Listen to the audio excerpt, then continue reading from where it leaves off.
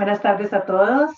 Unicio, con más de 35 años de experiencia como institución de educación superior y su departamento de educación continua y permanente, nos preocupamos por promover proyectos de capacitación a través de diversos formatos académicos, orientados a suplir las necesidades de formación, actualización, no solo para odontólogos y profesionales de la salud, para toda la comunidad, para toda la sociedad. Hoy, en conjunto con la Editorial Médica Panamericana, con más de 65 años de experiencia, decidimos aunar esfuerzos en la creación, producción, organización, certificación, difusión y promoción de eventos de calidad a nivel nacional e internacional. Y hoy lo hacemos con el lanzamiento del diplomado en anestesia bucal avanzada, de la evidencia a la práctica, con el autor, el doctor Adel Alfonso Martínez Martínez, que es el autor de la Editorial Médica Panamericana, con quien hemos hecho cursos ya en el CIEO, en Unicieo, como es el de perfeccionamiento en anestesia, basados en sus dos libros que ha escrito, el de Anestesia Bucal, Guía Práctica, edición del 2009, y Anestesia Bucal de la Evidencia a la Práctica 2018. El doctor es odontólogo, estomatólogo, cirujano oral de la Universidad de Cartagena, Colombia. Tiene un máster en bioquímica clínica de la Universidad de San Buenaventura y es docente asistente, profesor de la Universidad de Cartagena, Colombia. Bienvenido, doctor. Es un gusto tenerlo aquí con nosotros. Gracias, doctora Marcela, a usted, a toda la gente que hoy se está conectando a través del canal de YouTube de Editorial Médica Panamericana Colombia. Realmente me siento muy alegre, muy agradecido con Dios por esta maravillosa oportunidad que nos brinda la vida de poder unir esfuerzos de dos grandes de la educación como lo es Unicieo y Editorial Médica Panamericana para permitirme hacer cumplir un sueño, uno más de los tantos que tengo, por lo menos en el ámbito académico, y en lo que hace referencia al tema que me apasiona, que es la anestesia bucal, y es precisamente estar hoy listos para lanzar al mercado latinoamericano este diplomado completamente virtual de anestesia bucal avanzada. Gracias por la invitación, doctora Marcela, a usted, a la Editorial Médica Panamericana, y bueno, estoy atento a conversar con usted sobre los pormenores de lo que será este diplomado. Muchas gracias. Bueno, doctor, quisiera que compartiera con los asistentes cuál es la diferencia en la propuesta de Adel Martínez que le hace especial en un área como es la de la anestesia bucal.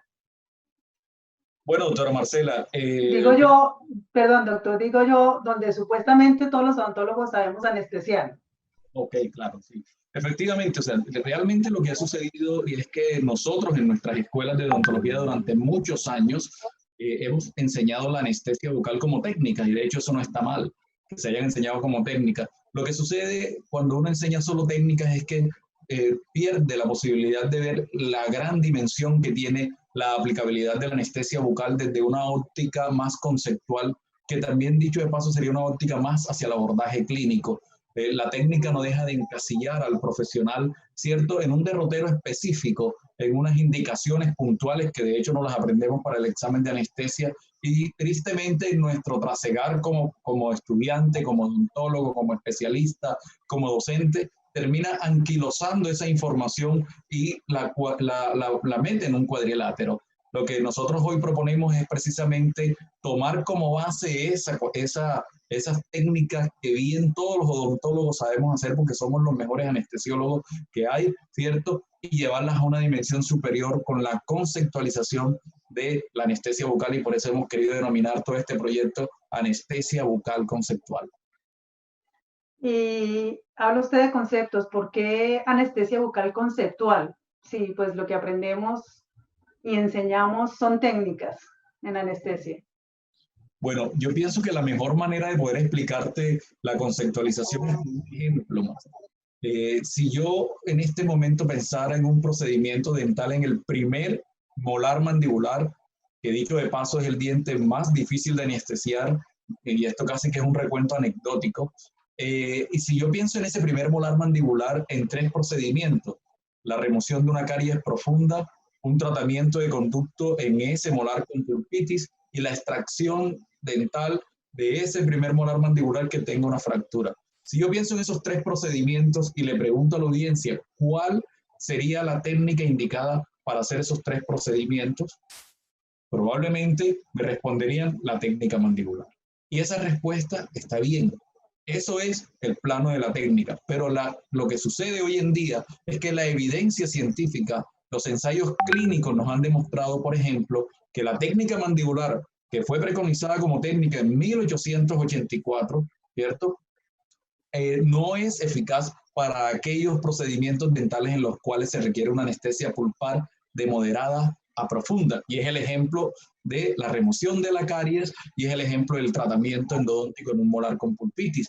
Si tú estás enfrentado a estos dos procedimientos, la opción que tú debes tener en el plano del concepto no puede ser la técnica mandibular, porque vas a ir camino a un fracaso, vas a ir camino a tener una posibilidad que para muchos autores, en el caso, por ejemplo, de los molares con pulpitis, es de más del 80% de posibilidades. Por eso nosotros queremos pensar y enseñar la forma de cómo conceptualizar precisamente el abordaje anestésico. Y esa conceptualización es lo que marca la diferencia entre la propuesta tradicional y la propuesta que trae Adel Martínez y está inserta precisamente en el diplomado. Doctor, ¿y cuáles son esos conceptos que usted enseña? Yo los he resumido en tres conceptos, antes eran dos, ahora son tres, y probablemente la madurez nos va a llevar a otros más, que son anestesia pulpar, anestesia de tejidos blandos y anestesia alveolar. ¿Qué significa esto? Cuando yo voy a hacer mi planificación, que eso lo hacemos los odontólogos a diario, somos unos excelentes planificadores de nuestro plan de trabajo, de nuestra estrategia de trabajo, y decido llego al plano donde tengo que decidir qué debo hacer en cuanto a mi abordaje anestésico. En ese momento debo pensar en uno de estos tres conceptos. Si lo que yo necesito es anestesia pulpar, como es el ejemplo del tratamiento endodóntico en un molar mandibular con pulpitis, si necesito anestesia pulpar profunda, probablemente entonces este concepto me va a llevar a pensar que el abordaje anestésico que yo necesito no puede ser la técnica mandibular tradicional, usando el principio activo que tradicionalmente o comúnmente utilizamos, como lo es la lidocaína al 2% con epinefrina 1 en 80.000. Nosotros tenemos que, basado en el concepto de la necesidad de la anestesia pulpar profunda, pensar en un abordaje diferente, pensar en un principio activo distinto, pensar probablemente en utilizar un equipo que nos solucione la falta de la anestesia pulpar con las técnicas tradicionales, y es precisamente esa conceptualización, el definir esos tres conceptos de acuerdo al procedimiento. Por ejemplo, la anestesia alveolar es un concepto que se utiliza sobre todo para una extracción dental. De los tres ejemplos que yo le coloqué al inicio, para la extracción dental yo no necesito una anestesia pulpar profunda. Una exodoncia se puede hacer con una anestesia pulpar moderada si el diente tiene la pulpa vital. Muchas extracciones no requieren anestesia pulpar, por ejemplo, aquellos molares en los cuales no existe la pulpa por cualquier razón. Está necrosada, porque hubo una endodoncia previa, el diente se fracturó y terminó en exodoncia. Ese caso, el concepto que aplica, ¿cuál es? El concepto de la anestesia alveolar, que es lograr anestesia ¿dónde? En el tejido alveolar circundante, en el ligamento periodontal y en el tejido gingival que rodea ese diente. Y para hacer eso, por ejemplo, no necesito una técnica mandibular, no necesito dormir la lengua, el labio, media cara del paciente para lograr una anestesia alveolar, y en el caso de la anestesia pulpar, con más razón aún, yo no necesito hacer anestesia ni de la lengua ni del nervio largo bucal para lograr una anestesia pulpar profunda, y de allí parte la base del hecho de poder tomar esa base, y valga la redundancia, de la técnica anestésica mandibular, por ejemplo, para empezar a pensar, basado en conceptos, en otros abordajes anestésicos. Digamos, las técnicas anestésicas fueron preconizadas desde el siglo XIX y muchas de esas técnicas siguen vigentes todavía. ¿Cómo aplicaríamos el concepto para poder usar las diferentes técnicas? Bueno, acabo de decirle hace un instante que las técnicas son la base de todo, ¿ya? Pero la invitación que yo estoy haciéndole a todos aquellos que les interesaría pensar en una anestesia vocal conceptual es dejar estas técnicas precisamente como esa base y empezar a conceptualizar, es decir, empezar a tomar las necesidades clínicas como el principal elemento para decidir qué abordaje anestésico voy a utilizar qué solución anestésica voy a utilizar, qué modificaciones puedo hacer en estas soluciones anestésicas o qué equipos, por ejemplo, o qué aditamentos puedo utilizar para mejorar la necesidad que yo tengo de acuerdo a mi escenario clínico en lo que anestesia bucal hace referencia. El profesor que describió la técnica mandibular en 1884, Halsted, ¿cierto? Él lo que hizo fue hacer un derrotero maravilloso que hoy por hoy es fundamental de una serie de reparos y estructuras guiados en la anatomía que conllevan a la anestesia del nervio dentario, del nervio lingual y del nervio largo bucal, y eso lo venimos haciendo hasta ahora. Pero resulta, como bien ya lo dijimos, por ejemplo, nos damos cuenta que ese bloqueo no permite una anestesia pulpar profunda. Y cuando yo no pienso en el concepto de la anestesia pulpar, sino que tengo solo el concepto de la técnica y mi procedimiento es en ese molar, yo hago mi técnica mandibular bien hecha, porque no estamos hablando de técnicas mal hechas, bien hechas, todas las hacemos bien, con el dedo, sin el dedo, hay diferentes maneras de hacerlo, tenemos libros que nos guían y nos ilustran en eso, pero el punto no es la técnica, el punto es qué es lo que yo necesito para mi procedimiento. Y en este caso ponemos el ejemplo más drástico, que es el ejemplo de la región molar mandibular. Precisamente incluso porque muchos odontólogos la única técnica que conocen es la técnica mandibular, ¿cierto? Hoy en el diplomado pueden aprender otros abordajes anestésicos, no go gate, no vacilani y equinosis, no técnicas extradales, no, técnicas intradales, mi querida doctora, que son diferentes a la técnica mandibular y que tienen una base anatómica y sobre todo se apalancan en un concepto para un objetivo que permita precisamente al odontólogo lograr el control del dolor, que es el objetivo de la anestesia bucal. Bueno, y pues hablemos de cuándo esa anestesia sea exitosa. Digamos, ¿con qué criterio digo yo que la anestesia ha sido exitosa? ¿Cómo la definimos? Bueno, el tema del éxito, del criterio de anestesia exitosa, es un tema muy álgido. ¿Por qué? Porque el término éxito no tiene unos parámetros y muchas veces nosotros tendemos a llamar exitoso algo que probablemente no lo sea porque no tengo definido el criterio y en anestesia eso sucede. Yo me he encontrado con muchos colegas, por ejemplo, que me hablan de que ellos son o tienen éxito siempre en la técnica mandibular, incluso en anestesia pulpar. Pero yo les pregunto, ¿cuál es el criterio para decir que tienes éxito en la técnica? Es que yo coloco dos técnicas mandibulares, una con mepivacaína, un cartucho completo, y luego coloco otra técnica mandibular con articaína, un cartucho completo, y luego hago inyección intraligamentaria, y luego hago inyección intrapulpar, y después de toda esa cantidad de anestesia y 1 hora y media de intentar abrir una cámara pulpar, logro hacer mi tratamiento endodóntico y estreno mi microscopio y mi rotatorio, ¿no? Ese puede ser el criterio de éxito, pero si nos damos cuenta, ese criterio de éxito es una base muy poco objetiva, ¿cierto? Entonces, el criterio de éxito anestésico pulpar debe ser encaminado a qué cosas. Primero, a reducir la cantidad, por ejemplo, de solución anestésica que utilizo. Segundo, a reducir el número de punciones anestésicas. Tercero, a que el odontólogo tenga un elemento objetivo que le permita definir la anestesia que él intentó colocar. Por ejemplo, y vamos al punto de la anestesia pulpar porque es el más álgido, ¿cómo evalúo la anestesia pulpar? ¿Cómo sé que mi paciente tiene la pulpa bien anestesiada? Y eso, por ejemplo, hoy por hoy lo hacemos con vitalometría, se pueden hacer con pruebas térmicas de frío. A mí me gusta mucho usar el vitalómetro para medir eficacia anestésica. Y esos criterios objetivos en general son los que deben llevarte a tener un patrón de éxito o no en la anestesia pulpar. La realidad de lo que muestra la evidencia científica, los metaanálisis, es que las técnicas anestésicas cuando se colocan, por ejemplo, en dientes con pulpas inflamadas o con sintomatología dolorosa previa, el éxito anestésico tiende a reducirse a un 46%, y en las investigaciones, por ejemplo, que nosotros hemos hecho allí en la Facultad de Odontología de la Universidad de Cartagena, las tasas de éxito anestésico no han superado el 10%, lo que quiere decir que tenemos un 90% de probabilidades de fracasar, y eso sí, estos son criterios rigurosos. Cuando uno lee un ensayo clínico, lo primero que tiene que tener en cuenta es la metodología para ver cómo se marcó ese criterio de éxito, si hubo una estandarización de la técnica, porque no estamos hablando de técnicas mal colocadas.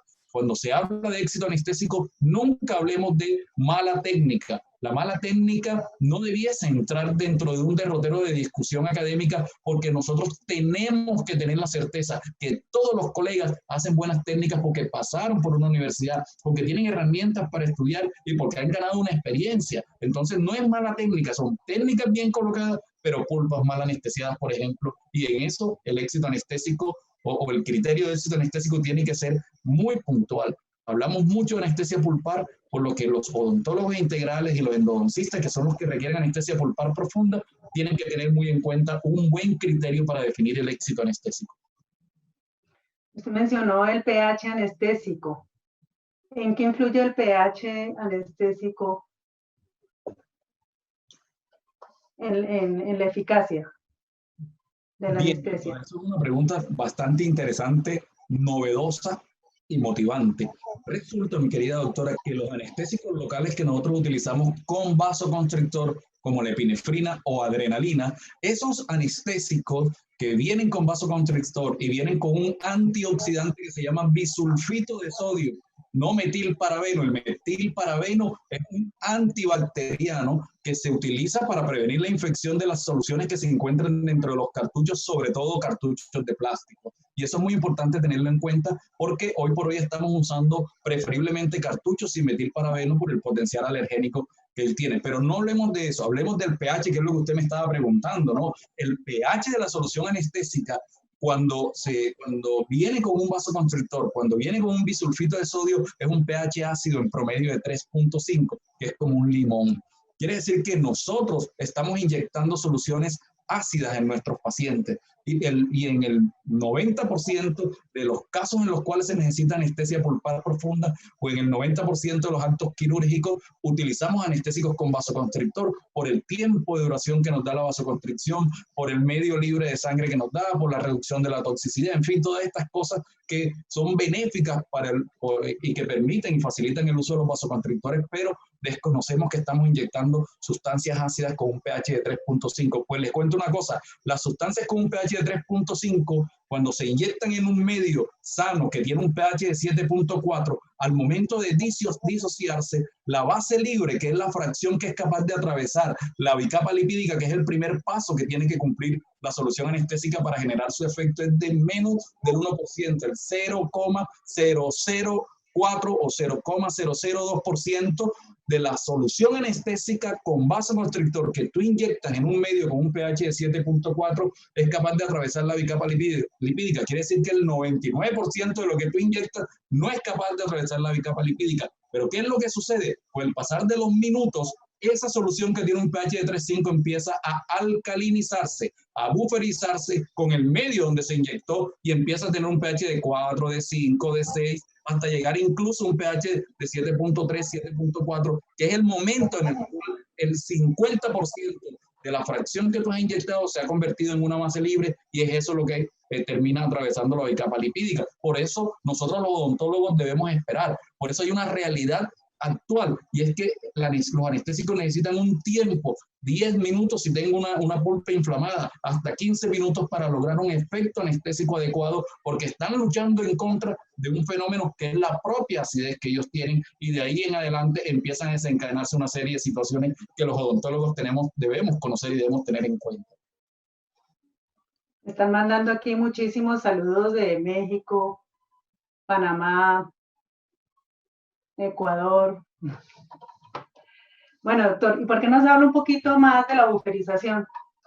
Bueno, la buferización es precisamente de las soluciones que nosotros tenemos para ese tema de la acidez de los anestésicos con vasoconstrictores. Yo recomiendo el uso de anestésicos con vasoconstrictores en la gran mayoría de los casos. De hecho, en práctica, yo no utilizo anestésicos sin vasoconstrictor, ni siquiera en los pacientes cardiovasculares, y eso sería otro capítulo para hablar. Entonces, siendo los anestésicos con vasoconstrictor como la epinefrina tan útiles, sobre todo los diluidos, uno en 100.000, uno en 200.000, no uno en 80.000 como lo usamos, por ejemplo, aquí en Colombia. En Colombia utilizamos mucha epinefrina, uno en 80.000, que es altamente concentrada. Es buena, sí, pero definitivamente esa concentración tiene mayor riesgo de producir efectos centrales cardiovasculares, ¿no? Entonces, la buferización es una estrategia que hoy por hoy, 2000 20, no en los años 80. Hoy por hoy, en el 2020, tiene una vigencia superlativa e importante. Y es así que ya nos encontramos en PubMed muchos artículos de que son metaanálisis, que revisan los 26, 30 ensayos clínicos que hay de los últimos 5 años para acá, en donde se ha buferizado la lidocaína, la articaína, todo esto obviamente con vasoconstrictor, para ver qué tanto el inyectarle bicarbonato de sodio al 8.4% en una cantidad específica. Por ejemplo, nosotros en nuestras investigaciones hemos utilizado 0,18 cc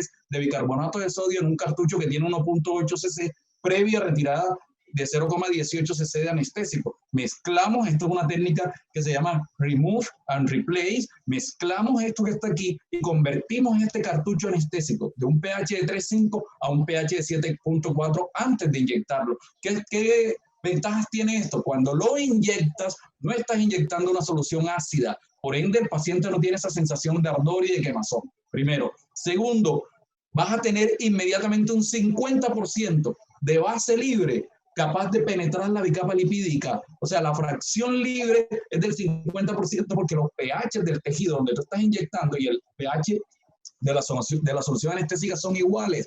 Y lo tercero es que se ha confirmado, y ahí está un metaanálisis que tiene una pregunta en Journal American Dental Association de 2019, hizo casi que una separata, su portada preguntaba, ¿realmente los anestésicos buferizados producen eficacia anestésica en aquellos procedimientos dentales que requieren anestesia pulpar? Esa pregunta la respondió ese metaanálisis con una conclusión y decía, sí, los anestésicos buferizados demostraron en los estudios clínicos que ellos evaluaron, y eso era un metaanálisis, fueron 5 estudios que cumplieron el criterio, demostraron que sí producen una eficacia anestésica pulpar cuando se buferizan las soluciones anestésicas, lo que nos permite tener una motivación aún más para seguir investigando en este tema, al cual yo sigo recomendando incluso en pacientes pediátricos, como en una conferencia que tuve el día de ayer de anestesia en niños. Bueno, doctor, y cuénteme, ¿cuáles son los retos clínicos a los que nos enfrentamos los odontólogos en el momento de pensar en una anestesia bucal? Perfecto. Digamos, eso que estaba diciendo ahora, ¿lo puede hacer uno en el consultorio? La buferización. Bueno, perfecto. Entonces, le respondo primero lo último y me recuerda lo de los retos.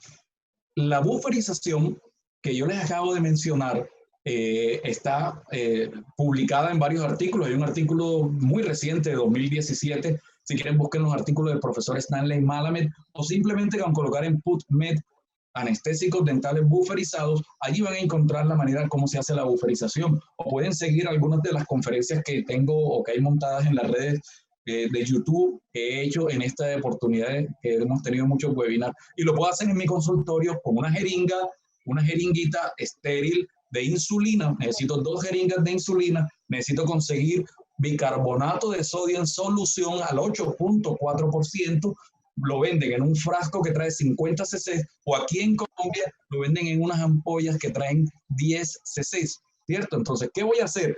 Retiro el bicarbonato de sodio de ese vial, de esa ampolla o de ese frasco, voy a retirar 0,18 cc.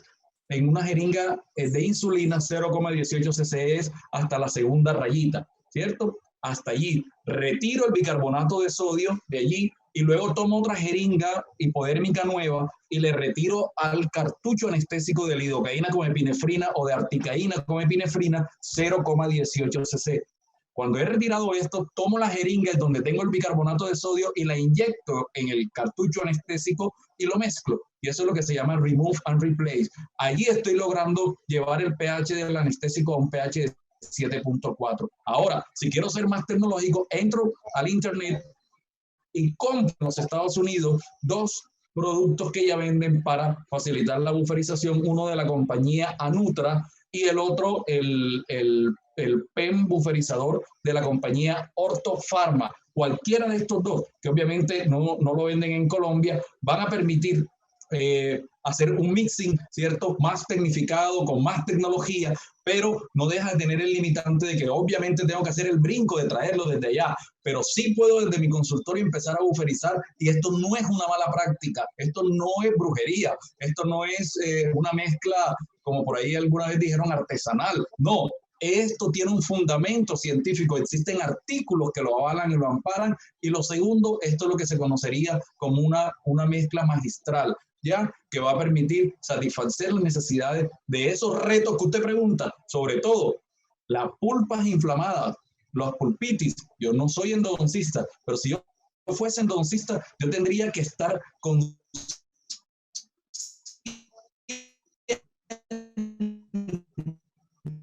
vocal y esa pulpa inflamada. Y si es en la mandibular, con más razón. Entonces, cuando yo estoy enfrentado a ese reto, el tallado de un diente vital, ¿cierto? Que muchas veces causa problemas y el paciente le duele a pesar de haber hecho una técnica mandibular bien hecha, ¿cierto?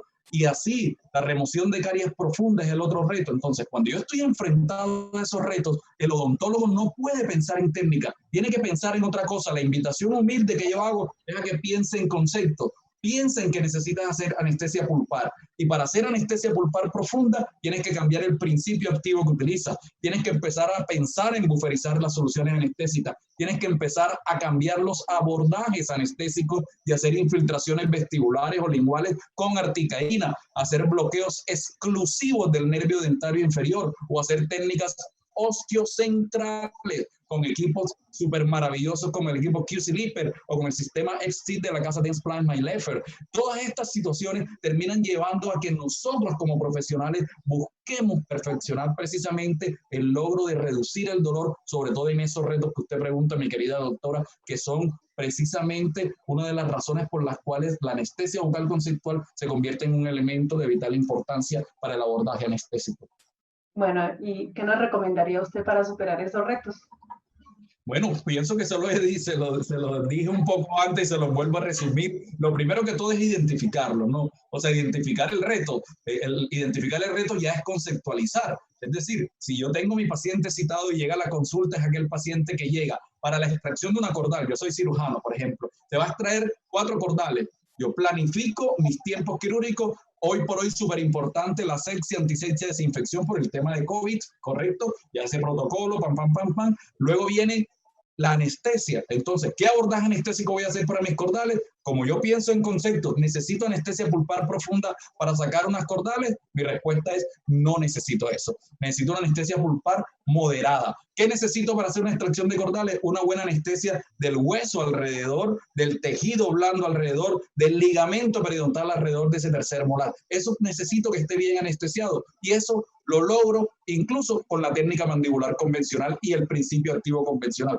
Quiere decir que yo como cirujano me salvé porque no estoy ante un reto. Pero si yo fuese endodoncista y mi paciente que llegase a las 8 de la mañana fuese un paciente que llegara con dolor, todo el fin de semana con dolor, ya no lo calman los AINES, no puede tomar nada frío porque el dolor es lacinante, es un dolor casi que incapacitante, y el paciente lo evalúa y tiene un compromiso pulpar y le diagnostican una pulpitis que bien perfectamente saben diagnosticar los endodoncistas. Lo siguiente es, hago mi primer tiempo quirúrgico, asepsia, antisepsia, ponerse el protocolo que algún día tuvimos la oportunidad de hablar en COVID, perfecto, pero el segundo tiempo quirúrgico, ¿cuál es? La anestesia. No puedo pensar entonces como en 1884 cuando se creó la técnica mandibular. Yo tengo que pensar en el concepto, ¿qué necesito en ese paciente, en ese reto que me está poniendo la vida hoy? Un molar mandibular con pulpa inflamada.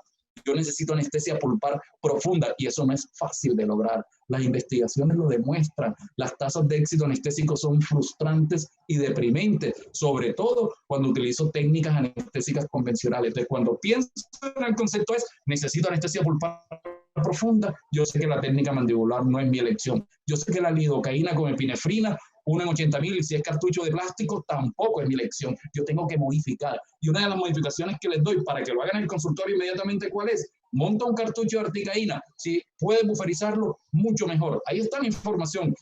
La literatura está en PubMed, no está escondida. Monta tu cartucho de articaína y haz un bloqueo exclusivo del nervio dentario inferior, que es el nervio que bloquea o que inerva la pulpa dental. Tú no necesitas anestesiar ni la lengua ni el labio para anestesiar pulpa. Olvídate de eso, del labio y lengua, no lo necesitas. Solo el nervio dentario medio cartucho. Lo retiras y luego con ese otro medio cartucho de articaína al 4% con epinefrina 1 en 100 o 1 en 200, hago una infiltración vestibular en el ápice del diente que voy a tratar y allí hago la anestesia. ¿Qué viene después? Espero. ¿Por qué esperas? Porque estás esperando que esa solución anestésica se buferice con el medio para que el 50% de ella pueda penetrar la bicapa lipídica y luego pregúntale al paciente, no, que el labio esté dormido. Anestesia de labios y lengua no indica una buena anestesia pulpar. Por eso yo te invito a que hagas una prueba de sensibilidad sobre ese molar. Puede ser con un vitalómetro, que es lo que a mí me gusta hacer, pero no necesariamente hay que hacerlo porque tienes que tener vitalómetro, que de hecho también es fácil de conseguir. Si yo me meto en la película de anestesia por conceptual, una de las cosas que voy a hacer es comprar mis cositas, mi vitalómetro, mis jeringas para buferizar, mi bicarbonato de sodio y así paulatinamente algún día hasta llegar a comprar el sistema Q-Sleeper, que ya lo van a empezar a vender en Colombia, incluso a un mejor precio. Entonces, de alguna manera, eso es lo que hay que hacer. Lo primero, el cambio de mentalidad, porque sin eso no lo puedo hacer. Y de hecho es muy respetable aquellos que no crean en lo que estamos hablando, pero mi objetivo es decirle a las personas, ojo, este camino es de vital importancia para nosotros y me encanta que la gente lo pruebe y después me retroalimente y me diga, oiga doctor, gracias por lo que usted me dijo, porque usted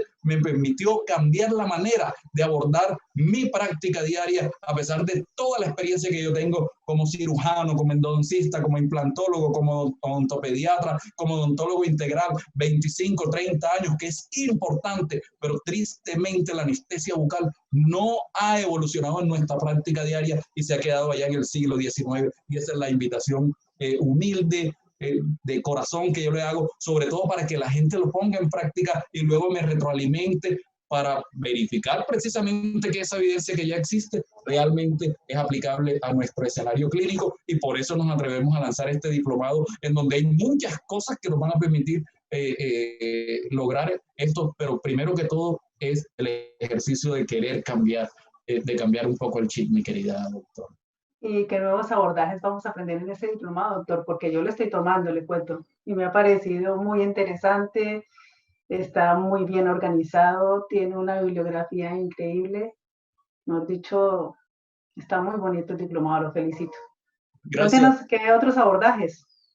Sí, gracias, doctora Marcela. Claro, mire que el diplomado en anestesia bucal nos ha tomado un tiempo desde que lo concebimos hasta el día de hoy de trabajo en medio de todo lo que el día a día hacemos, la universidad, nuestros pacientes, la familia, los amigos, todas las cosas que implican esto, sacar un espacio para crear una metodología súper interesante en la cual hay muchas actividades que el estudiante puede ver, puede desarrollar, en donde materializo de alguna manera diferentes abordajes anestésicos, porque ya no le llamo técnicas, es una manera de decirle a mi cerebro, hey, ya no quiero técnicas, voy a abordajes. Los abordajes, inmediatamente el mismo cerebro te puede preguntar, bueno, doctor, ¿y usted por qué hoy me viene a hablar de abordajes si toda la vida hemos hablado de técnicas? Entonces tú tienes que responder, ¿por qué? Porque quiero pensar en anestesia pulpar, en anestesia alveolar, en anestesia de tejido blando, en la combinación de ellas, porque quiero cambiar mi forma como anestesiar y allí vamos a encontrar abordajes, como bien se los mencioné, bloqueos exclusivos del nervio dentario, técnicas de abordaje exclusivo en los plexos alveolares de maxilar superior, no uso de la técnica infraorbitaria porque ha demostrado que no produce anestesia pulpar adecuada y si tu requerimiento es pulpar, pues no la utilice. Y así sucesivamente nos metemos también en mostrar un poco de la tecnología y toda la cantidad de herramientas que allí hay seguramente van a permitir que sumado a la experiencia del estudiante de quinto semestre, la experiencia del profesor de 25 años, ¿cierto? Se unan en una herramienta académica que seguramente va a facilitar el aprendizaje, la conceptualización y mejor aún, que cada uno de nosotros cree la posibilidad de tener nuevos y diferentes abordajes para que juntos vayamos de la mano y podamos algún día brindarle a nuestra bella y amada profesión una anestesia que no sea del siglo XIX, sino una anestesia moderna.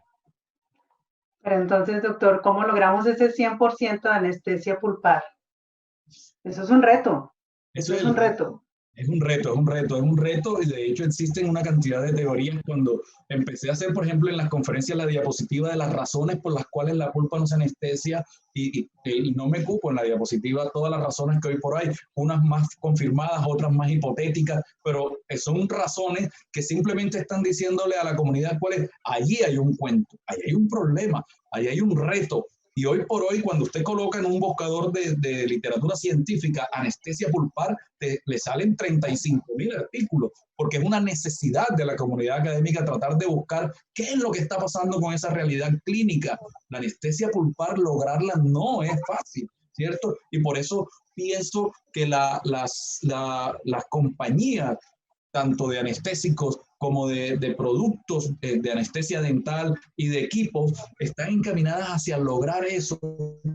Y hoy tenemos perfeccionamiento de técnicas del año 1906, mi querida doctora, ¿cierto? Cuando Massel y los franceses un poquito más atrás, ¿cierto?, hablaron de la técnica intraóseo transcortical. Hoy tenemos tecnología que nos permite ver en los ensayos clínicos, que hay muchos también publicados, en donde vemos cómo la tasa de éxito anestésico pulpar de molares con pulpitis, luego de utilizar una técnica intraósea o una técnica osteocentral, que es una variante de la intraósea, permiten lograr tasas de éxito entre el 95 al 100%.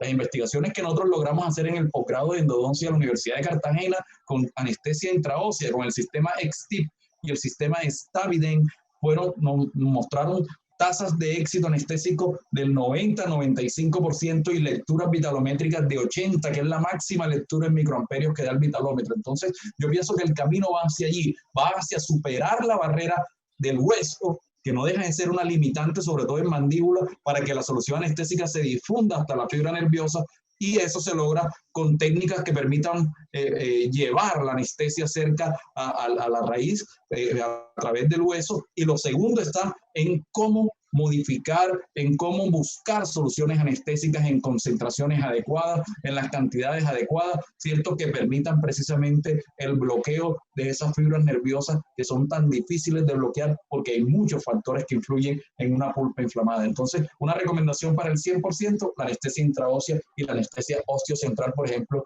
con el Q-Sleeper de la compañía Dental High Tech. Tienen loca acá con los mensajes y las preguntas y se me están pasando aquí rapidísimo, pero pues aquí va una pregunta de Bogotá. ¿La incorrecta orientación del bisel de la aguja puede llevar al fracaso? Bueno, el bisel de la aguja, a pesar de que muchos no le prestamos atención, tiene su importancia. Lo que yo no creo es que la incorrecta posición del bisel lleve al fracaso de la técnica anestésica, salvo en condiciones muy contadas. Por ejemplo, en una técnica anestésica que se llama la técnica intraligamentaria, en esa técnica sí es de vital importancia que el odontólogo tenga en cuenta hacia dónde dirige el bisel. En la técnica intraligamentaria, el bisel de la aguja debe ir hacia el lado del hueso, donde está el septum, no hacia el lado de la raíz. Eso es para que el chorro de aguja, el chorro de solución anestésica salga directamente contra el hueso y se absorba en esa zona del septum, que es donde está el ligamento, y lograr la anestesia, ¿no? Pero en muchos casos, a mí me parece que tener en cuenta el detalle de hacia dónde dirigir el bisel empieza a cualificar la técnica que tú estás haciendo. Los biseles normalmente se dirigen contra el hueso hacia la zona donde voy a anestesiar. Y muchas agujitas traen un triangulito negro que te indica, aquí está el bisel. Pues bueno, dirígelo hacia la zona del tronco nervioso. Si vas a hacer una técnica infiltrativa, este biselito que es así, va contra hueso, ¿cierto? ¿Vale? Eso sería una buena opción, y lo mismo lo hacemos en la técnica maxilar inferior. Eso reduce la sintomatología, el desgarro de la mucosa, y además tienes la certeza de que tu chorro anestésico va directo contra la zona que tú quieres anestesiar. ¿Qué tanto influye en la eficacia anestésica? No sé, pero sí es un principio de perfeccionar y cualificar las técnicas, el tener en cuenta el bisel. Otra pregunta acá, doctor. ¿La articaína es mejor que la lidocaína? No pudiese decirte que la articaína es mejor que la lidocaína. La lidocaína es la mamá de las soluciones anestésicas. Desde el año 42, 44, por allá en las postrimerías de la Segunda Guerra Mundial, donde por fortuna todavía no habíamos nacido, ¿cierto? Los abuelitos nuestros nos cuentan, sintetizaron lidocaína. Pero la lidocaína es un anestésico que se sintetizó para el uso médico y odontológico. Y hoy por hoy es el anestésico más usado en el mundo. 1.000 millones de dosis de lidocaína se fabrican a nivel mundial contra 600.000 de articaína. Pero ¿qué ha pasado con la articaína? La lidocaína tiene unas indicaciones muy precisas, es un anestésico amplio, seguro, pero la articaína, que tiene unos beneficios que difieren mucho de la lidocaína. Por ejemplo, es más liposoluble porque tiene un anillo de tiofeno, porque tiene un grupo éster, es menos tóxica porque su metabolismo en un 95% de los casos se realiza a nivel o en el plasma gracias a las estereasas plasmáticas, o sea que tiene solo un posible 5% de metabolismo hepático, mientras que la lidocaína tiene un 95 a 100% de metabolismo hepático, lo que hace que obviamente la toxicidad del anestésico que se metaboliza en el plasma sea mejor, y la vida media de articaína es de 27 minutos, mientras que la otra es de 90 minutos para su eliminación. Entonces, todos estos factores nos ponen a pensar qué tan útil es la articaína, sin decir que una es mejor que otra. La articaína tiene una gran desventaja y es que es el primer y único anestésico creado para las necesidades del odontólogo, sintetizado en el año 69. Desde el año 73 se utiliza en Alemania, en Canadá entró por allá en el año 1983, en Estados Unidos en el año 2000, y aquí en Colombia desde hace unos 7 u 8 años empezó a producirse. Una compañía colombiana produce una muy buena articaína que nosotros debemos saberlo usar. Por ejemplo, es muy útil en infiltraciones vestibulares, lo que no hace la lidocaína, y ha demostrado su eficacia en mejorar la anestesia pulpar en molares con pulpitis cuando se infiltra en el vestíbulo. Viene con un vasoconstrictor diluido, uno en 100.000 o incluso uno en 200.000, y eso también es de vital importancia. Entonces, yo no puedo decir que la articaína es mejor que la lidocaína, no. Cada una tiene sus indicaciones. La articaína tiene muy buenas ventajas, la lidocaína también, pero la articaína, cuando la tomo en mi mano, seguramente un concepto en tu mente te va a llevar a potencializar la verdadera eficacia que tiene este principio activo, que dicho de paso es uno de los que para mí va a ser de gran uso en el futuro, porque está llevándonos a tener y lograr mejorar esos retos que tenemos en lo que anestesia pulpar hace referencia. Doctor, y cuéntenos, ¿por qué nos recomienda su diplomado? Primero porque es mi hijo, pero vamos a dejar de lado un poco el romanticismo, ¿no? Bueno, la verdad el diplomado de anestesia bucal se convierte en una herramienta de educación, de autoformación, que le da la libertad a quien lo toma, primero de poder, además de poder entrar en el horario que mejor le convenga, cuando ya está en casa, bañadito, con un café, ya descansado, en su suéter, en chancla, le da además de esa maravillosa oportunidad, de ese entorno de hogar, de oficina ya relajado, le da la oportunidad de autoformarse. O sea, el diplomado de anestesia bucal no es un diplomado de técnicas anestésicas, no es un diplomado para aprender a hacer técnicas anestésicas. Es un diplomado que sirve para un estudiante de tercer semestre de odontología o para un profesional experto que tenga la inquietud de buscar alternativas y opciones a cómo asumir los retos que al día a día nos pone la odontología en lo que al control del dolor con anestésicos hace referencia. Entonces, el diplomado no es ese diplomado que tradicionalmente pudiésemos pensar no, es un diplomado que lleva un sustento que no se ve, y ese sustento que no se ve es la conceptualización, es la parte que está ahí abajo, debajo de todos esos principios activos del que hablamos allí, de la aguja, de los biseles, de los diámetros, de los calibres, de las indicaciones, de los diferentes abordajes, de simplemente hecho de decir abordaje anestésico que tiene que enfrentar algo y decir, y este señor, ¿por qué habla de abordajes anestésicos y no de técnicas? ¿Ya? El abordaje anestésico para mí es un pensamiento conceptual, es decir, yo voy a conceptualizar abordaje, ¿cómo lo abordo? Es que necesito pulpas bien anestesiadas, es que necesito tejidos blandos bien anestesiados, y de acuerdo a esas necesidades de mi escenario clínico, poder escoger cada una de los diferentes abordajes que allí mostramos y cada una de las estrategias académicas que usamos para que cada quien desde su casa, desde su computador, desde su celular, se apropie del conocimiento y se convierta en un diplomado en anestesia bucal, en pocas palabras, en un anestesiólogo bucal. Bueno, doctor, y para concluir, cuéntele a los asistentes qué se encuentra el estudiante cuando entra al campus.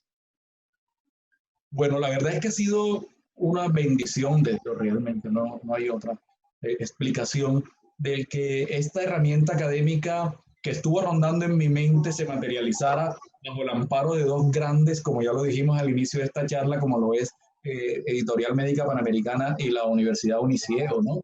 Editorial Médica Panamericana tiene una plataforma de formación virtual para toda América Latina, para toda habla hispana. Y allí hay cursos online en medicina, en muchas cosas de cirugía, en médica y en ginecología y en fin, pero de odontología no tenían un diplomado. Y alguna vez en ese conversar me ofrecieron la oportunidad, miré lo robusto que es la plataforma virtual, que es una de las cosas que me ilusionó, porque es una plataforma virtual muy robusta, muy amigable, muy intuitiva. No es difícil para una persona entrar en ella, es de clic, es intuitivo, y allí van a encontrar un sinnúmero de actividades como por ejemplo PDFs de lectura, en donde van a encontrar en cada módulo, cada tema, un PDF de lectura con su respectiva bibliografía, donde el estudiante puede leer las veces que quiera, regresarse a ella donde está toda la información, y además de eso, ese PDF va acompañado de actividades que son casi como unos juegos, en los cuales luego de leer el PDF,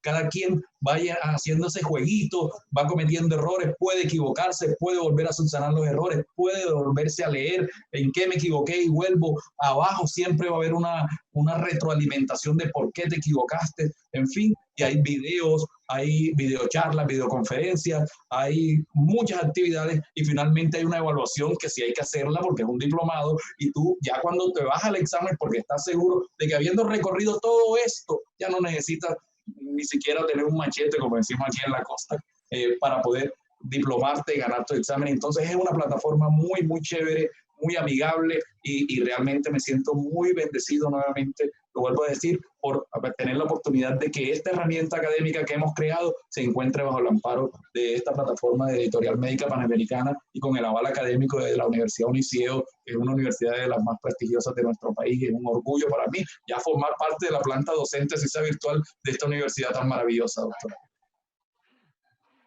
Bueno, veo que hay muchas preguntas, se nos agota el tiempo. Para los que quieren ver esta charla, se encuentra en YouTube de la Editorial Médica Panamericana, y también para los que se quieran inscribir al diplomado, abajo van a ver al final, pueden dejarnos sus datos, abajo van a ver para los interesados que se quieran inscribir, nos escriben a la página de la editorial. Y quiero darles las gracias a usted, doctor. Fue muy agradable haberlo tenido en este espacio. Quiero darle las gracias a todos los asistentes, a la gente de México, Panamá, Ecuador, a los de Colombia también.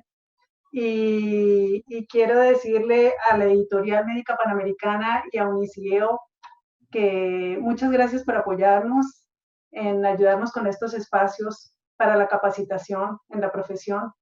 Y pues los invitamos a seguir con nuestra historia, y es una historia que comienza hoy con el diplomado de anestesia vocal avanzada, de la evidencia a la práctica. No sé si tenemos otras preguntas.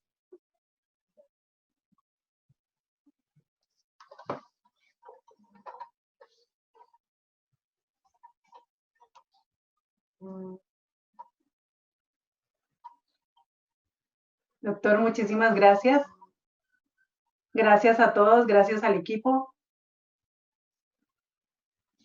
Estén pendientes, por favor, en estos días, las preguntas que no se alcanzaron a contestar, las vamos a pasar, las respuestas. Muchas gracias, doctora. Muchas gracias por la invitación a todos allá en Uniceo, en Panamericana, a todo el equipo de trabajo. Muy amable por la invitación, y bueno, nos seguimos viendo en un escenario académico como este que tenemos hoy. Muchas gracias por la invitación.